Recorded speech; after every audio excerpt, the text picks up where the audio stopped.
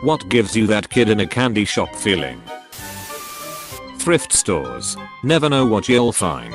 People donate some real gems, but I especially love finding the bizarre shit. Each time feels like a treasure hunt. I got a PS2 for $30. I don't own any PS2 games, but it was a cool experience. I once got GTA 4 for about $5. Didn't notice it didn't include the disc until I got home, but it's got cool box art. One time I bought an NHL game for PC for $2. Opened it up a couple days later, and it was Elton John's greatest hits. I didn't complain. Definitely worth it. Succulent gardens. I want every one of them. I went to one of these with my mom and that's exactly how I felt. Home Depot. I'm so old. Walking around Home Depot always made me want to build something with my hands. Like an outdoor fireplace or something like that. Why not do it? Postponed due to coronavirus. Perfect time to do it.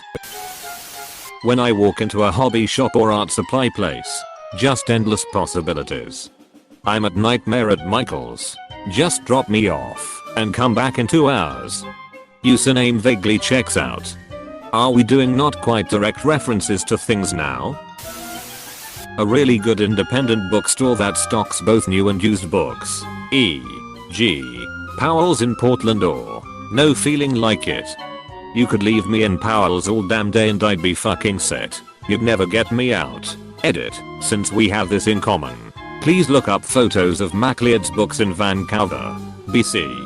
We were in there last weekend. I bought an old copy of Tess of the D'Urbervilles and it's magnificent.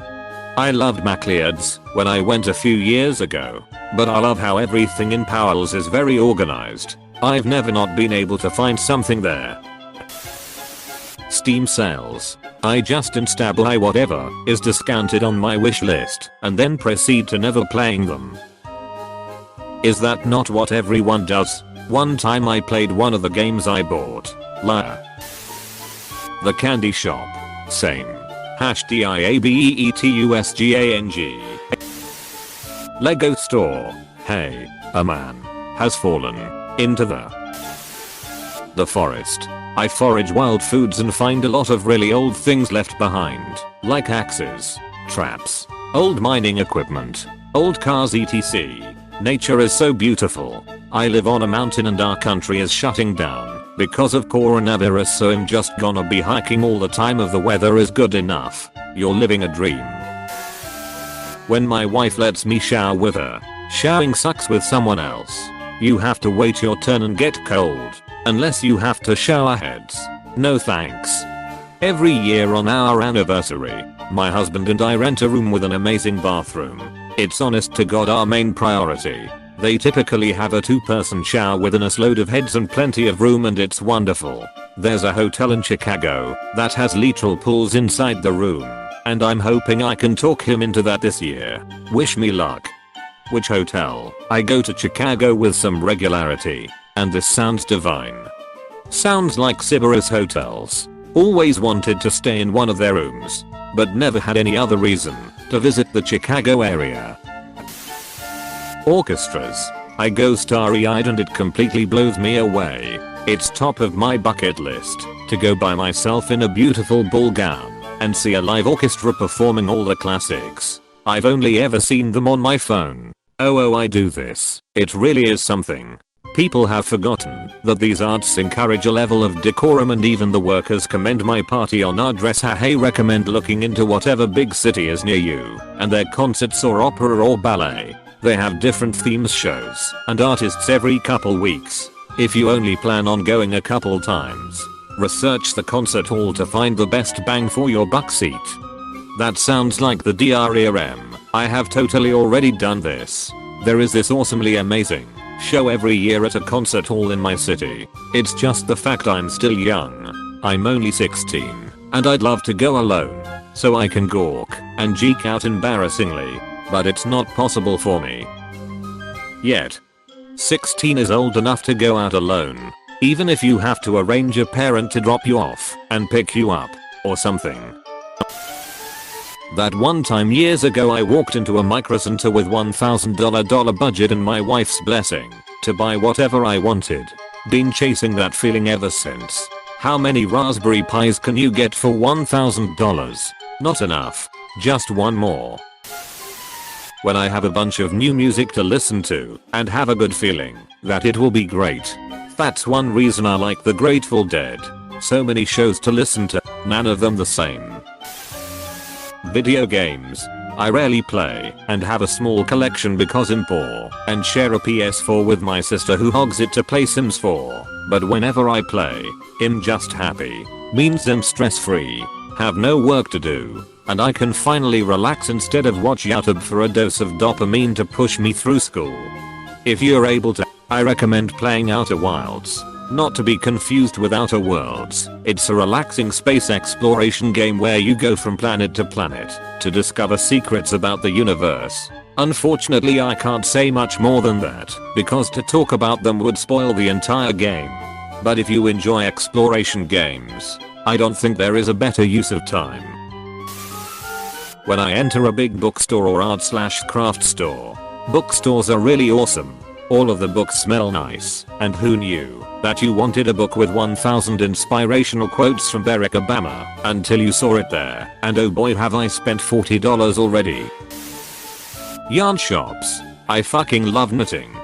You and me both. Harbor Freight. I would never use most of the stuff that I want from there, but I want it anyway. My only memory of Harbor Freight is the one time I went as a child. My dad bought me a set of funnels that I wanted for some odd reason. Made my day. Couldn't have been more than a $3 set. Totally worth it for the kid and the actual uses. Like most things in there that you might use eventually one time. Liquor store that has a build your own 6-pack with tons of options. I wish they did that in my country. It would be tempting to try lots of new things. Music and guitar. Martin Guitars Factory Store/gift shop. That's what I was thinking. Outstanding. Tattoos. Game shops. Medical supplies. And art supply shops. I have no idea what to do with medical supplies/how to use them, but I want them all. I have some training with how to use medical supplies, but definitely not enough to justify my growing stash. What kind of medical supplies? Anytime my wife hands me a present, she laughs how, no matter how hard I try, my face lights up like a kid. This probably marks me as being remarkably lame, but I always get a thrill of excitement when I walk into a certain variety of shop that sells second-hand books.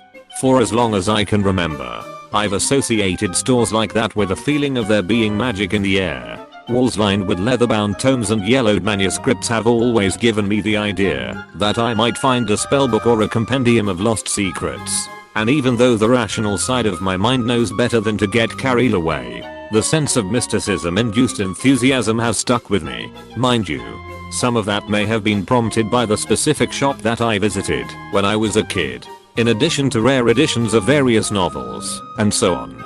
There was also a prominently displayed copy of some borderline pornographic coffee table book. Its cover depicting a barely covered woman. Suffice it to say that I spent quite a bit of time glancing in that direction. TL. Doctor, bookstores make me feel like a kid in a candy shop. For more than one reason. Lame. You are the best kind of person. Books FTW. Exotic fish stores. Especially the small local ones with so many aquariums you have to walk single file. I used to visit one often with my grandma when I was younger. I swear time flows different when you're in there. Still me in a candy shop. Whenever the Halloween decorations go up, the more aisles of it, the better. Yes, every year I'm stalking the aisles for Halloween.